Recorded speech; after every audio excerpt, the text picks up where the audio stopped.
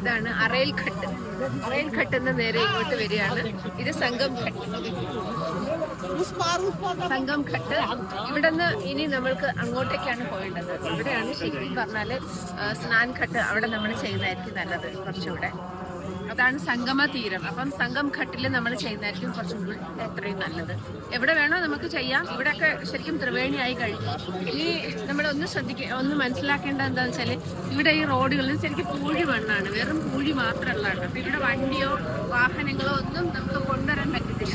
അങ്ങനെയുള്ള സ്ഥലത്ത് ശരിക്കും പറഞ്ഞാൽ ഇവിടുത്തെ ഗവൺമെന്റ് ചെയ്തിരിക്കുന്നത് ഇതാ അയൺ പിന്നെ ഷീറ്റ്സ് എടുത്തിട്ട് ആ ഷീറ്റ് അതിൻ്റെ അടിയിലും ഒന്ന് വെച്ച് എന്നിട്ട് അതിനതാ ഫിക്സ് ചെയ്ത് വെച്ചിരിക്കുകയാണ്. അപ്പോൾ ആ ഫിക്സ് ചെയ്തത് എന്ന് പറഞ്ഞാൽ ഇനി ഇതിൻ്റെ മേലെ വണ്ടി പോകാനല്ല. 2 ഷീറ്റ്സ് ഉണ്ട് താഴെ മേലെയായിട്ട്. അതിന് എന്നിട്ട് അതിന് പ്രസ് ചെയ്താണ് വെച്ചിരിക്കുന്നത്. അപ്പോൾ അങ്ങനെയാണ് ഇവിടുത്തെ എൻ്റെ മഹാകുംഭമേള സ്ഥലത്ത് മുഴുവനും റോഡ് അവർ വിരിച്ചിരിക്കുന്നത്. ഇങ്ങനെയാണ് ക്രിയേറ്റഡ് റോഡാണ്. അതിനെ പ്രസ് ചെയ്ത് ഇത് വിരിച്ച് വെച്ചിരിക്കുന്ന ഒരു സ്ഥിതി വളരെ സ്ട്രോങ് ആയിട്ടാണ് അതിനെ കണ്ടക്ട് ചെയ്തിരിക്കുന്നത്. അപ്പോൾ ഇനിയിപ്പോൾ എന്തായാലും സ്റ്റാൻഡ് ഘട്ടിലേക്ക് കാണും.